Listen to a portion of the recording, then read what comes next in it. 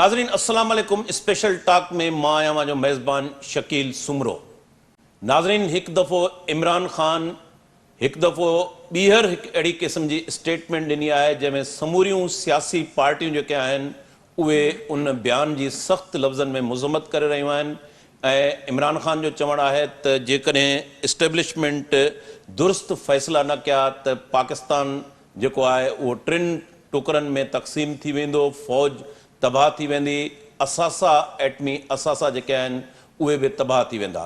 अहिड़े क़िस्म जी स्टेटमेंट खां पोइ हुकूमत इहा सोच इन में पइजी वई आहे त इमरान ख़ान जे इन स्टेटमेंट खां पोइ क़ानूनी माहिरनि सां मशवरा कया पिया वञनि त छा इमरान ख़ान जे ख़िलाफ़ु बग़ावत जो केस दाख़िल कयो वञे, इमरान ख़ान जी कहिड़े बि वक़्तु गिरफ़्तारी जा इम्कान बि ज़ाहिर कया पिया वञनि ऐं उन सां गॾोगॾु इमरान ख़ान चयो आहे त हिकु दफ़ो ॿीहर उन पंहिंजो मुतालबो वरजायो आहे त फौरी तौर ते इलेक्शन कराया वञनि। जेकॾहिं ही कोलिशन गवर्नमेंट इक़्तिदार में ही टोलो रहंदो त उन सां मुल्क जेको आहे उहो तबाह थी वेंदो। बिजली जा जेके अघ आहिनि उन्हनि में 7 रुपया 91 पैसो फ़ी यूनिट जे हिसाब सां उन में इज़ाफ़ो कयो वियो आहे।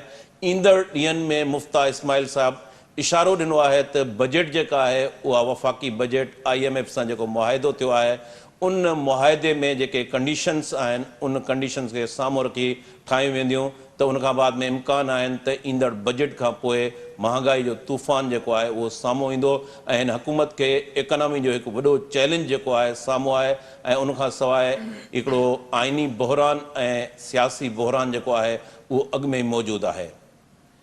इन्हनि अहम इशूज़ ते अॼु असांजे प्रोग्राम में स्टूडियो में असांखे जॉइन कयो आहे सीनियर सहाफ़ी ऐं तज्ज़िये निगार फयाज़ कुरैशी साहब। स्काइप ते असांखे जॉइन कयो आहे सिद्दीकुल फारूक साहब, पाण वफ़ाक़ी वज़ीर बि रही चुका आहिनि ऐं मुस्लिम लीग नून जा सीनियर अॻवान आहिनि। मंसूर शेख साहब PTI जा अॻवान आहिनि, असांखे टेलीफोन लाइन ते उन्हनि जॉइन कयो आहे। टिनी महिमाननि खे प्रोग्राम में भलीकार चऊं था। शुरू कयूं था सिद्दीकुल फारूक साहब का। सिद्दीकुल फारूक साहब, इमरान खान की जो स्टेटमेंट है वो आपके सामने है। उन्होंने इंटरव्यू दिया है कि इस्टेब्लिशमेंट ने दुरुस्त फैसले न किए तो ये खुद भी बर्बाद होंगे, फौज भी तबाह होगी और पाकिस्तान 3 टुकड़ों में तकसीम हो जाएगा। जब उन्होंने कहा है कि ये टोला इक़्तिदार में जब तक रहेगा तो उससे और ज्यादा नुकसान होगा, क्या कहेंगे आप? बिस्मिल्लाहिर्रहमानिर्रहीम। बहुत शुक्रिया। हम तो ये समझते हैं कि आईन पाकिस्तान की पूरी ईमानदारी से, पूरी सख्ती से पाबंदी की जाए तो पाकिस्तान की हिफाजत भी मुमकिन है, इदारे भी ठीक बन जाएंगे और उसकी वजह से मुल्क की माशी हालत भी दुरुस्त हो जाएगी। लेकिन इमरान खान आईन पाकिस्तान को अमलन तस्लीम नहीं करते, इसलिए वो एस्टेब्लिशमेंट को फैसले करने के लिए कह रहे हैं। और एस्टेब्लिशमेंट के फैसले करने का क्या मतलब है? वो चाहते हैं कि एस्टेब्लिशमेंट सियासी फैसले करे, हुकूमतें बनाए, बिगाड़े। यानी इमरान खान ये भी कह चुके हैं कि मेरी मदद की और मैं इक़्तिदार में आया और नवाज शरीफ को इक़्तिदार से निकाला, जो हकीकत भी है। लेकिन क्या एस्टेब्लिशमेंट, जो वो खुद ही कहते हैं कि एस्टेब्लिशमेंट के मानी फौज है, तो वो ये काम करती रहेगी तो क्या मुल्क संभलेगा या मजीद खराब हो? इन चीज़ों को देख के ही तो फौज और एस्टेब्लिशमेंट पीछे हटी है। लिहाजा बुनियादी बात यह है कि पाकिस्तान का मुस्तकबिल, पाकिस्तान की सलामती, पाकिस्तान का इस्तेहकाम, ये सब जुड़ा हुआ है आइन की पाबंदी करने से। तो ये इमरान खान का ये बयान आइन के खिलाफ है। इसको ये भी कहा जा सकता है कि ये आइन दुश्मनी है और पाकिस्तान दुश्मनी। तो गवर्नमेंट क्या कर रही है?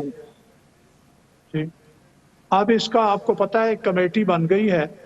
इमरान खान ने तो धरने के नाकाम होने पे भी रोज नया बयान सामने आ जाता है। आपने सुना कि ये सुलह हुदैबा है, यानी इमरान खान को वो जो उनके दाएं बाएं वाले जो हैं, सूरी, कासिम सूरी जैसे लोग, कि जी अब जरा थोड़ा सियासी इस्लामी टच दें। इस्लामी टच की बात की तो अगला जुमला, मैं सबसे बड़ा आशिक रसूल हूँ। اور عاشق رسول کو یہ نہیں پتا کہ یہ حدیبیہ صلح حدیبیہ ہے جسے رب العزت نے فتح مبین قرار دیا سورہ فتح نازل کر کے، اور وہ رسول اللہ صلی اللہ علیہ وسلم اور کفار مکہ کے درمیان ایک باقاعدہ معاہدہ ہوا ہے۔ یہاں سے جب وہ گئے ہیں تو کس کے ساتھ معاہدہ کر کے گئے؟ کون سی کفر اور اسلام کی جنگ تھی؟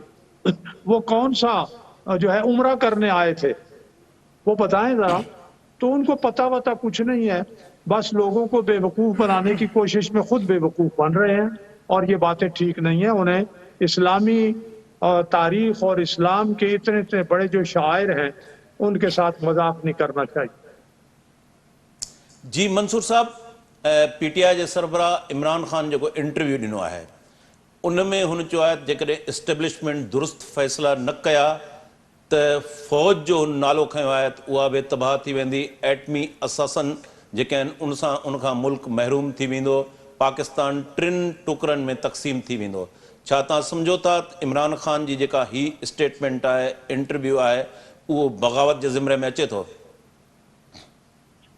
सन ॻाल्हि इहा आहे त सिद्दीक़ुल फारूक साहब खे लॻे थो कासिम सूरी साहब ख़त लिखियो आहे त हुन इमरान ख़ान खे चयो आहे त इस्लामिक टच ॾे। इस्लामिक हिस्ट्री तव्हां इमरान ख़ान जी ॾिसो त यूएनओ में जेका हुनजी तकरीर हुई उहा इस्लाम ते हुई, ठीकु आहे न। ऐं ॻाल्हि इहा आहे त दुनिया में उन जेको इस्लाम जो नालो कयो ऐं अॻिलनि हुकूमतुनि खे कंपेरिज़न कयो त तव्हांखे फ़र्क़ु साफ़ नज़र ईंदो। ॻाल्हि इहे त ही चवनि था त इस्टेब्लिशमेंट जी, इस्टेब्लिशमेंट में जॾहिं असां 126 ॾींहंनि जो धरणो आयो हुओसीं त सिद्दीक़ुल फारूक साहब खे इहो यादि न आहे त ही वञी चवनि था त अचो ऐं इस्टेब्लिशमेंट जे थ्रू असां सां ॻाल्हायो। त ॻाल्हि इहा आहे त जॾहिं ही ॻाल्हाइनि त आइन आहे, जॾहिं असीं ॻाल्हायूं त चवनि था त इहा आइन जी भञकड़ी आहे। हिननि लाइ आइन ॿियो लिखियल आहे, असां लाइ आइन ॿियो लिखियल आहे। त महिरबानी करे हिननि खे मुल्क में सियासत जमहूरी तरीक़े सां करणु घुरिजे, ऐं जंहिं तरीक़े सां ही गैर जमहूरी तरीक़े सां वेठा आहिनि त अक्सरियत खे ॿाहिरि कढी ऐं अक़लियत वारा हुकूमत में वेठा आहिनि। जेके दुनिया में 200 मुल्क आहिनि, किथे त मिसाल ॾियनि त अहिड़ो मिसाल मिले थो त जेका अक्सरियत जमहूरियत जी माना इहा, जमहूरियत जो रूह इहो आहे त जंहिंखे असेंबली में अक्सरियत हूंदी आहे उनखे हुकूमत करण जो हक़ हूंदो आहे, न कि पार्लियामेंटेरियंस जी मंडी लॻाई वेंदी आहे। ऐं पाकिस्तान में जेका सिंध हाउस में मंडी लॻी उहा दुनिया ॾिठी। त हिननि पार्लियामेंट खे मंडी करे छॾियो आहे त ॼण हू पार्लियामेंटेरियन न आहिनि कि जानवर आहिनि जेके खपनि पिया। इंसान त कॾहिं न खपंदो आहे। त कॾहिं कंहिंखे था चवनि त असां ख़रीद न कयो आहे, कॾहिं चवनि था असां टिकेटुनि जो वाइदो कयो आहे। ख़रीद ऐं फ़रोख़्त जो हिननि तरीक़ा मुख़्तलिफ़ कया आहिनि। त ॻाल्हि इहा आहे त तव्हां जॾहिं वञी हुननि खे सिंध हाउस में बंदि कयो त उनजो छा मक़सदु हुयो? त ॻाल्हि आहे त असां चऊं था त जेकॾहिं फ़ैसिलो अवाम खे करिणो आहे, तव्हां मुल्क में जमहूरियत ॾिसणु था चाहियो त तव्हां हलो वराए अवाम ॾे हलो। अरे तव्हां ॾिसो जॾहिं डिस्क्वालिफिकेशन थी आहे, उहे DC थिया आहिनि त असांखे जेके रिज़र्व में 5 सीटूं लेडीज़ जो ऑटोमेटिकली मिलणियूं आहिनि, ठीकु आहे न। त उन में अक्सरियत कंहिंखे थी बीहे, वरी बि असांखे अक्सरियत थी बीहे। त हिननि वटि वोट ऑफ कॉन्फिडेंस वठण जी हाणे हैसियत न रही आहे जॾहिं ही DC थिया आहिनि। ऐं रुगो पंहिंजे उन्हनि जेके आहिनि जेके चूचू जो मुरबो जेके इहे गॾु थिया आहिनि, मौलाना विहारे ही इस्लाम जी ॻाल्हि था कनि, असां इस्लाम जी ॻाल्हि था कयूं त चवनि था त न असांजे इमाम खे ॾाढ़ी आहे, तव्हांजे इमाम खे ॾाढ़ी कोन्हे। त ॻाल्हि इहा आहे त जेकॾहिं ॾाढ़ी रखी इमामत करणी आहे त पोइ मुल्क में शरई कानून आहियो। मंसूर साहब, तव्हां इस्लामिक हिस्ट्री जो हवालो ॾियो था, छा लॉन्ग मार्च ख़त्म करणु वाकई सुलह हुते बि आहे? असां जमहूरियत था इस्तेमालु कयूं त जंहिंखे अवाम चूंडे उनखे हुकूमत करण जो अॻिलो हक़ आहे 5 सालनि जो। त महिरबानी करे सिद्दीक़ुल फारूक हिकिड़े बयान ते रहे। जॾहिं ही हुकूमत खां ॿाहिरि आहिनि त ॿिए बयान थियनि, जॾहिं हुकूमत में अची था वञनि हा सही असां उन्हनि खे जंहिंखे चवनि पिया त असां रोडनि ते लटकाईंदासीं, पोलनि ते लटकाईंदासीं, पेट फाड़े पैसा कढंदासीं, के वज़ारतूं ॾेई उन्हनि सां मशवरे सां था हुकूमत कनि, त या त उन जा पेट फाड़नि या उन्हनि सां मशवरे सां हुकूमत कनि। जी फयाज़ साहब जो ओपिनियन वठो। फयाज़ साहब ही जेका स्टेटमेंट आहे इमरान ख़ान जी, उन खां बाद में जीअं सिद्दीक़ुल फारूक साहब चयो त हुकूमती सतह ते कमेटी जोड़ी वई आहे त उन जे ख़िलाफ़ कहिड़े क़िस्म जी कार्रवाई कजे, पर माज़ी जे अंदरि ॾिसूं था ख़ुदि नवाज़ शरीफ़ ते बि अहिड़े क़िस्म जो केस रजिस्टर्ड थियो। नंढनि सूबनि जो त असां मिसाल हिते ॾियणी उहो आहे त नंढनि सूबनि में केतिरा ई अॻुवान आहिनि जिन ते बग़ावत जा केस दाख़िल थिया। ही जेको सिद्दीक़ुल फारूक साहब जो चवणु आहे त इस्टेब्लिशमेंट ते प्रेशर या सुप्रीम कोर्ट ते जेको प्रेशर विधो वञे थो त सुप्रीम कोर्ट असांखे तहफ़ुज़ जी ख़ातिरी कराए, उहा अॼु एतिराज़ु लॻाए दरख़्वास्त जेको आहे सुप्रीम कोर्ट रद्द करे छॾी आहे। हीअ जेका इन सियासत ते जेका ट्रैक ते हटी वई आहे जंहिंमें इस्लाम खे बि मज़हब खे दीन खे इस्तेमालु कयो पियो वञे, त तव्हां सम्झो था इन सियासत जो फ्यूचर छा आहे? महिरबानी शकील साहब, पाकिस्तान जी सियासत जो सभ खां वॾो अलमियो इहो रहियो आहे जो हिते जॾहिं को बि हुक्मरान अपोज़िशन में ईंदो आहे त हू हुकूमत मुख़ालिफ़ जेके ॻाल्हियूं आहिनि उन जो घणो रुझान उन ते हूंदो आहे। मिसाल जे तौर ते अगरि जेकॾहिं तव्हां पहिरीं जेकॾहिं नवाज़ शरीफ़ जी हुकूमत जो जेको ज़िक्र कयो त उन जी जेके स्टेटमेंट ईंदियूं रहियूं आहिनि उन बि मुख़ालिफ़त में काफ़ी बयान ॾिना।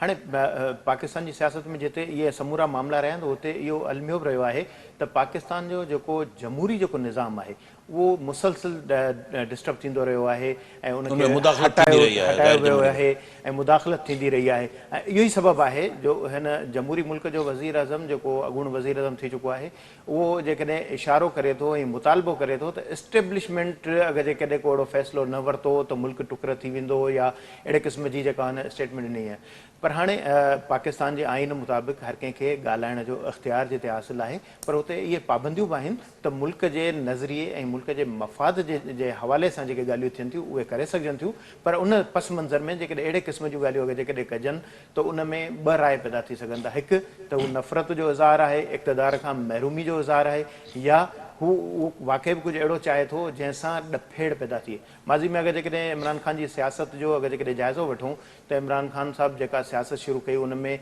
उनजो बुनियादी जेको तरीक़ेकार जेको उन इख़्तियार कयो उन नौजवाननि ते सियासत कई, नौजवाननि खे सियासत में शामिलु कई ऐं उनजो जेको माज़ी जो जेको क्रिकेट जो या अवाम में जेको चाहम हूंदो हुयो उन ते उन सियासत कई। पर जॾहिं हुन सियासत में जॾहिं अपोज़िशन में हूंदे जेके ॻाल्हियूं कयूं, इक़्तिदार में अचण खां पोइ जॾहिं उनखे 3.5 साल इक़्तिदार मिलियो त जेके ॻाल्हियूं करण वक़्तु जॾहिं उन इल्ज़ाम थिया हुकूमतुनि ते या इहो इल्ज़ाम थियो त जेके हुकुमरान अॻूणा हुया उहे करप्ट आहिनि, उन्हनि खे सज़ाऊं ॾिनियूं वेंदियूं या उन्हनि खे गॾु विहणु न ॾिनो वेंदो, अहिड़े क़िस्म जा बयान जेको ॾिना वेंदा हुआ त हू अवाम में पॉपुलरिटी हासिलु कंदो हुयो त वाक़ई इहो माण्हू तासिर रखंदो हुयो त अॻूणा हुकुमरान जेके हुया वाक़ई बि शायदि करप्ट हुया ऐं इमरान ख़ान खे तब्दीली जी आसिरे ते, तब्दीली जे उमेद ते माण्हुनि वोट कयो ऐं बहरहाल हू मुल्क जो वज़ीर अज़म चूंडियो। पर जॾहिं 3.5 साल जॾहिं हुनखे हुकुमरानी मिली त हू डिलीवर बि न करे सघियो, पर जेके ॻाल्हियूं हुन जेके दावाऊं कयूं उन ते हू अमल करे न सघियो। जहिड़ी रीति IMF खां कर्ज़े वठण जे हवाले सां हुन ॻाल्हि कई त ख़ुदकुशी कंदो, पर उन ते अमल न करे सघियो। 3.5 साल वॾो हिकिड़ो पीरियड आहे, लॻभॻि 40-42 जेको महीना हुकुमरानी ऐं 42 महीननि जी हुकुमरानी में जिते 100 ॾींहंनि में वॾी तब्दीली जूं ॻाल्हियूं त कयूं हुयूं, उते हेतिरनि सारनि महीननि में बि हू कुझु तब्दीली आणे न सघियो। पर बदक़िस्मती सां जॾहिं हुनखे इक़्तिदार खां महरूम थियणो पियो, बहरहाल माज़ी में सियासत जी तारीख़ रही आहे, हॉर्स ट्रेडिंग थी रही आहे या थी आहे, कीअं थियो आहे, बहरहाल जहिड़ी रीति हुकूमत जी तब्दीली थी आहे उहो जमहूरी तरीक़ेकार जे मुताबिक़ ई थी आहे। कंहिं बि जेको इमरान ख़ान जो इक़्तिदार जेको आहे कंहिं आमिर ढीरेल नाहे कयो। पर हाणे जेकॾहिं अहिड़े क़िस्म जी जेके स्टेटमेंट जेके इमरान ख़ान साहब जेको ॾेई रहियो आहे, मुंहिंजे ख़्याल में हिकिड़ो नज़रिया पाकिस्तान या आइन जे तनाज़ुर में ॾिसे त हू हिकिड़ो मायूसी जो इज़हार ऐं अहिड़े क़िस्म जी स्टेटमेंट जेका ॾियणु मुंहिंजे ख़्याल में पाकिस्तान जे आइन जो इजाज़त नथो ॾिए त अहिड़ी क़िस्म जी जेका आहे उहो स्टेटमेंट ॾिए। हाणे पहिरीं ॻाल्हि इहा त जेकॾहिं वठिजी हुकूमत हुई त पोइ पाण जमहूरी हुकूमत में इक़्तिदार खे एतिरो मज़बूत छो न कयो?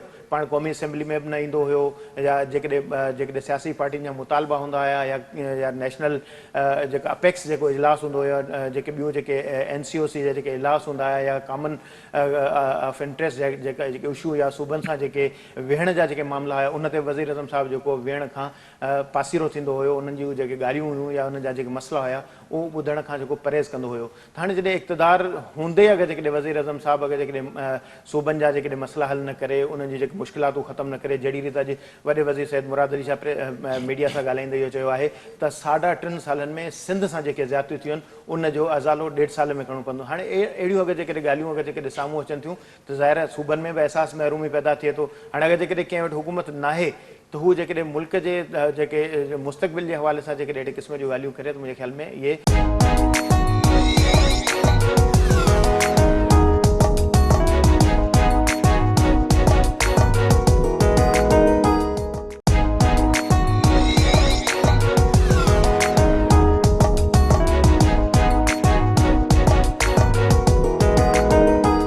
सिद्दीकुल फारूक साहब, अब हम देखते हैं मुआशी सूरत हाल मुल्क की।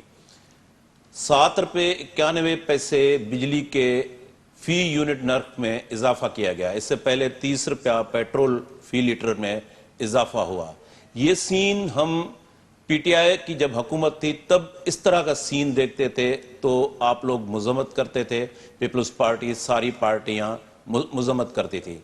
लेकिन अब वही सेम ट्रैक पे IMF के साथ भी मुज़ाकरात जारी हैं और पेट्रोल के नर्क भी बढ़ाए जा रहे हैं, बिजली के नर्क भी बढ़ाए जा रहे हैं।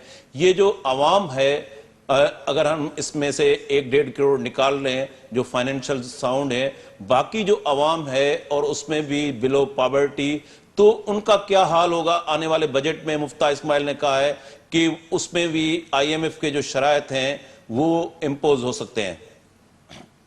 देखिए, आपके इन तमाम सवालों का मैं जल्दी जवाब दूंगा, लेकिन मेरे भाई मंसूर शेख ने जो बातें की हैं जल्दी से उनका भी जवाब दें।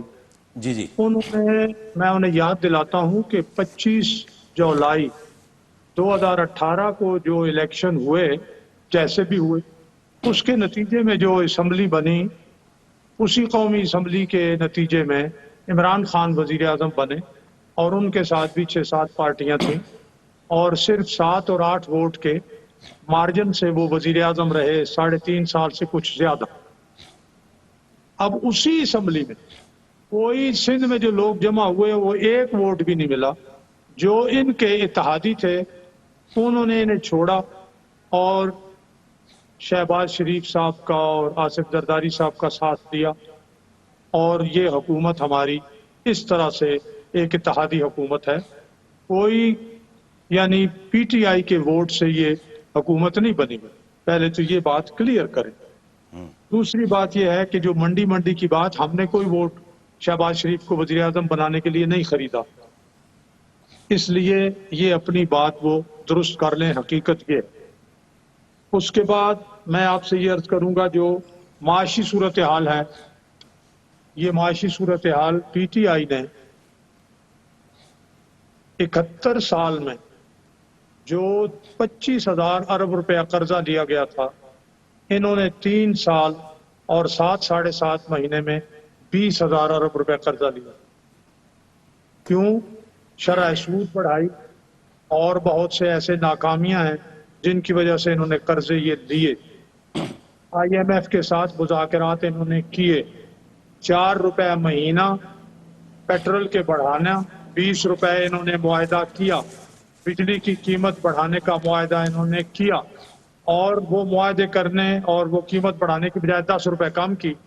तो अब वो जो इन्होंने मुआहदे किए थे, हमें आके उस पर अमल करना पड़ा, वरना तो अगर कोई एक पाकिस्तान की हुकूमत जो भी मुआहदा करेगी, दूसरी हुकूमत उससे पीछे नहीं हट सकती। पीछे हटेगी तो बैनुल अक़वामी सतह पर उसको बहुत तबाही और बर्बादी का सामना करना पड़ेगा। ये 30 रुपए जो हमने बढ़ाए हैं पेट्रोल में, वो तो वो वजह है। बाकी बैनुल अक़वामी सतह पे कीमतें बढ़ी हैं। बिजली का इन्होंने देखें, इन्होंने जो सर्कुलर डेट था वो कितना बढ़ा दिया आपको मालूम है। अब वो भी हमें करना पड़ रहा। लेकिन जो IPPs, मसलन चाइनीज IPPs को इन्होंने नहीं दिए तकरीबन 250 अरब, तो हमने आते ही 50 अरब रुपए जो है उनके जारी किए हैं और कुछ और भी करने पड़ेंगे जिससे ये लोड शेडिंग खत्म होगी। हम बिल्कुल ये समझते हैं कि गरीब आवाम है पहले ही। अपने दौर में तो हमने 6% गरीब आवाम को खत गुर्बत से ऊपर उठाया था, और ये अक़वाम मुत्तहिदा की रिपोर्ट है। 6% का मतलब आप देख लीजिएगा कि कोई तकरीबन 1 करोड़ और 30 लाख आदमी खत गुर्बत से ऊपर उठाए। अब इनके दौर में 2 करोड़ खत गुर्बत से नीचे गिरे हैं। अब जब हम ये कीमतें बढ़ाएंगे जो इनकी मईशत, इनकी माशी पॉलिसी की वजह से हमें करनी पड़ रही हैं, तो हम बोझल दिल के साथ कर रहे हैं। हम समझते हैं कि ये गरीब और मुतवस्सित अवाम पर बोझ होगा, लेकिन इसके लिए जो हम बैन अल-अक़वामी सतह पे नाराज दोस्तों को मना रहे हैं, सऊदी अरब हम गए, तुर्की हम गए, अभी हमने चीन जाना है, बाकी दौरे करके नाराज दोस्तों को मना के जो माहौल है वो बेहतर करेंगे। हमने बिजली जब ज्यादा पैदा रूस भी करनी है, जाएंगे उससे सिद्दीकुल फारूक हमारी- साहब, क्योंकि जी? वहां रूस भी जाएंगे। देखें जी, रूस के साथ ये झूठ बोलते हैं, कोई मुआहदा नहीं हुआ। उस रूस के साथ जो पाबंदियां लगाई हुई हैं, अगर हम जाकर, भारत ने तो मनवा लिया कि जनाब मेरे मामलात हैं, मुझे इनसे सस्ता पेट्रोल खरीदना है, हम भी कोशिश करेंगे। अगर हम इसमें कामयाब हो गए तो रूस से सस्ता पेट्रोल हम लेंगे, लेकिन इमरान खान ने तो कोई मुआहदा नहीं किया। लेकिन आप ये दुआ करें कि रूस की जो ये इस वक्त जंग जारी है, अपना रूस और क्या नाम है यूक्रेन दूसरे मुल्क का, यूक्रेन यूक्रेन का, ये जंग बंद हो जाए, ये जंग बंद हो जाए तो पेट्रोल की कीमतें पूरी दुनिया में कम हो जाएंगी। उसके लिए हम कोशिश करेंगे, लेकिन बिल्कुल पूरी ईमानदारी से मैं कहता हूँ, ये जो कीमतें बढ़ानी पड़ेंगी हमें, ये हम बोझल दिल के साथ कर रहे हैं। हम कोई इसकी जस्टिफिकेशन सिवाय इसके नहीं दे रहे कि इमरान खान साहब ने जो बर्बादी की है इक्तिसादी महाज पर, ये उसका शाखसाना है। हम इंशाल्लाह कोशिश करेंगे कि इक्तिसादी महाज पर हम आगे बढ़ें और ये बोझ जो है ये अवाम पर से हट जाए। लेकिन दूसरे तरीके हम इख्तियार कर रहे हैं। कितने भी हम करेंगे यूटिलिटी स्टोर्स, वो सारे मुल्क यूटिलिटी स्टोर को एकोमोडेट नहीं कर सकेगा, थोड़े लोगों को करेंगे। और जो सब्सिडी 28 अरब रुपए की है, उसके अलावा कुछ सब्सिडीज देने की कोशिश करेंगे। इसके बावजूद जब तक मईशत नहीं बेहतर होती, बैन अल-अक़वामी कीमतें नहीं कम होती पेट्रोल की, उस वक्त तक बिल्कुल हम वो काम नहीं कर सकेंगे जो हम करना चाहते हैं। यानी आप ये कह रहे हैं कि आने वाली बजट में आवाम को खुशखबरी मिलने के इम्कान कम है। खुशखबरियां भी मिलेंगी, लेकिन जो मजबूरी है, उस मजबूरी की वजह से कुछ दबाव भी आवाम पर पड़े।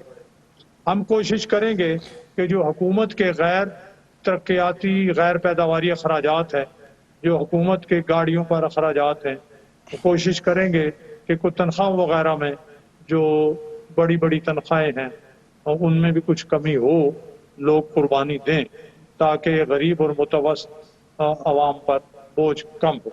लेकिन उसके लिए हम लोगों को तैयार करेंगे इंशाअल्लाह।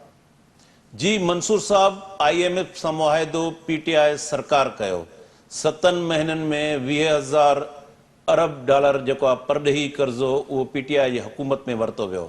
PTI खे 4 साल मिलिया, उन 4 सालनि में उनखे इहो मौक़ो हो त जेकॾहिं उहो बहितर गवर्नेंस कनि हा, अवाम पब्लिक खे रिलीफ ॾियनि हा, त अॼु सूरत-हाल मुख़्तलिफ़ हुजे हा। मैं अर्ज करूं कि ये खेला हमें देके गए कि इस पे जाके चीजें बेचो, और रिजल्ट तो आप सुपरमार्केट के जो सेल होती है सुपरमार्केट की, दे गए हैं हमें हाथ में ठेला और कहते हैं कि सुपरमार्केट की रिजल्ट दें। मैं आपके प्रोग्राम में सिद्दीकुल फारूक सीनियर सियासतदान है, वफाकी वजीर भी रहे हैं, ये अगर इनमें अपने आकाओं को छोड़ के अगर ये रशिया के पास जाते हैं तो मैं सियासत छोड़ दूंगा, या सिद्दीकुल फारूक ये वायदा करे कि अगर ये रशिया के पास नहीं जाते हैं तो ये सियासत छोड़ दे। ठीक है, ये अपने आकाओं को छोड़ के कैसे रशिया जाएंगे? ये हम में हिम्मत थी कि जहां से मुल्क को फायदा हो वहां पे हमने अगर कर्जा लिया है, तो इन्होंने भी 15,000 अरब लिया था कर्जा, जो जाके 15,000 से 30,000 अरब पर पहुंच गया था।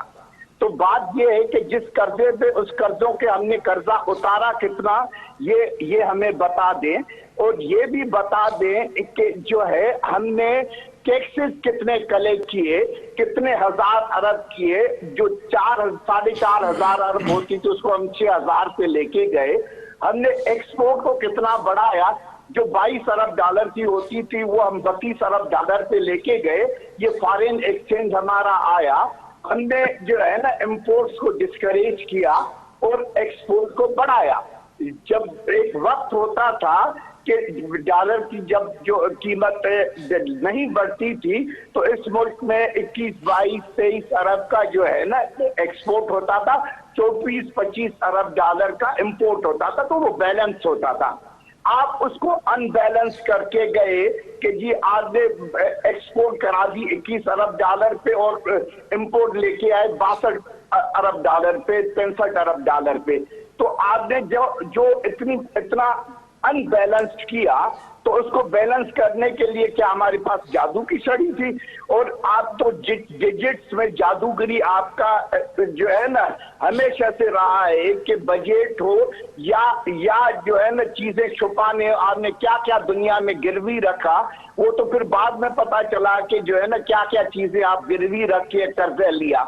تو مہربانی کر کے آپ اپنی اکانومی بھی دیکھیں، اور جس حالت میں ہمیں دیکھے گئے تو ہم نے اگر معاہدہ ہم نے کیا ہے تو ہم رشیا کے پاس کیوں جا رہے تھے؟ رشیا کے پاس اس لیے جا رہے تھے کہ عوام کو ریلیف ملے، 30-40 روپے پیٹرول کم ملے، انڈیا نے خرید لیا نا، ضرورت تھی نا، ہم میں بھی وہ عمران خان میں ضرورت تھی کہ وہ رشیا سے خریدتا، گیس بھی خریدتا، پیٹرول بھی خریدتا، تو یہ آج دن دیکھنے نہیں پڑتے ہیں۔ ابھی آپ نے کبھی پاکستان کی یہ 70 سال کی ہسٹری بتاتا ہے کبھی ایک دفعہ میں 30 روپیہ بڑھا ہے؟ مجھے مثال دے۔ آپ تو انپریسیڈنٹ جو ہے نا فیصلے کرتے ہیں جس کی مثالیں نہیں ملتی ہے ملک کی ہسٹری میں، تو آپ وہ فیصلے کر کے کہتے ہیں کہ جی بوجھ ہو جائے، اور وہ جس کی زیادہ تنخواہ ہے، پہلے بھائی آپ پارلیمنٹرینز کی تو تنخواہ کم کریں، آپ کروڑوں خرچ کر کے آتے ہیں اس لیے کہ وہ وہاں سے نکال لیں آپ کو۔ آپ اگر ملک کے ساتھ سچے ہیں تو پہلے پارلیمنٹ میں مہربانی کر کے آپ نہیں لیں تنخواہ، پھر دوسروں کی کریں کم۔ آپ جو ہیں ہمیشہ جو ہے نا جو ڈیجٹس کی جادوگری ہے وہ ہمیشہ کرتے آئے ہیں، مہربانی کریں سچ بولے۔ منصور صاحب، صدیق الفاروق خان نے جو جواب وٹھتا پو فیاض صاحب کا تجزیہ وٹھتا جی، صدیق الفاروق صاحب آپ کو چیلنج دے دیا ہے کہ اگر آپ روس گئے تو وہ سیاست چھوڑ دیں گے۔ میں جواب دے دیتا ہوں۔ پہلی بات تو یہ ہے، یہ روس اور امریکہ کی بات کر رہے ہیں اور آقاؤں کی بات کر رہے ہیں۔ ٹرمپ کے دور میں دورہ عمران خان نے کیا امریکہ کا، اور انہوں نے کہا جی مجھے تو ٹرمپ نے وائٹ ہاؤس کے کونے دکھائے ہیں، اور واپس آئے تو کہا کہ میں تو یوں آیا ہوں جیسے دوسرا عالمی کپ جیت کے آیا ہوں۔ پھر کیا انہوں نے کیا کہ ٹرمپ کے کہنے پہ جو چین اور پاکستان کے سارے معاہدے تھے اس کی کاپیاں IMF کو دے دی۔ یہ ٹرمپ کے امریکہ کے کہنے پہ، امریکہ کے کہنے پہ، ٹرمپ کے کہنے پہ انہوں نے سی پیک کو فریز کر دیا، جہاں تھا ادھر ہی روک دیا۔ پھر انہوں نے ٹرمپ کے کہنے پہ، بلکہ ٹرمپ نے اعلان کیا کہ پاکستان سے اچھی خبر سنیں گے، وہ جو ابھی نندن کا جہاز ہم نے گرایا تھا اور ابھی نندن ہمارے پاس تھا، ابھی نندن کو بھی اور بھارتی جو ملا ہمارے پاس قید تھے، ادھر مودی صاحب کی الیکشن کیمپین چل رہی تھی، تو ٹرمپ کے امریکہ کے کہنے پہ ہم عمران خان نے چھوڑے جناب، وہ سارے 8 گھنٹے میں چھوڑ دی۔ اب مجھے یہ بتائیے کہ امریکہ کی غلامی عمران خان نے کی یا کسی اور نے کی؟ پھر آ جائیں کشمیر پر، پھر کشمیر جو مودی نے ہڑپ کیا، اور ہم کبھی جناب اتنے گھنٹے وہ گھڑی وہاں لگا دی، ہر جمعے کے بعد ہم آدھے گھنٹے کے لیے مظاہرہ کریں گے، اور تو پھر کیا کیا؟ مظاہرہ کیا تو وہ اس کو ہڑپ کرنے دیا، اور ہم نے کوئی، عمران خان نے رد عمل نہیں دیا، کوئی جہاد نہیں کیا۔ بات جہاد کی کرتے ہیں تو کس کے کہنے پہ؟ امریکہ اپنے آقا کے کہنے پہ۔ تو یہ آقا امریکہ عمران خان کا ہوا یا کسی اور کا؟ تو یہ تو ثابت کیا عمران خان نے کہ امریکہ عمران خان کا آقا تھا اور PTI کا آقا تھا۔ तो ये मैंने जो बातें की हैं, IMF का तो आपने गवर्नर लगाया, IMF इंडियन कलभूषण के लिए सदारती ऑर्डिनेंस आपने नाफिज किया अमेरिका के कहने पे। तो ये अमेरिका अपने जो आका है उसके कहने पे आपने सदारती ऑर्डिनेंस नाफिज किया।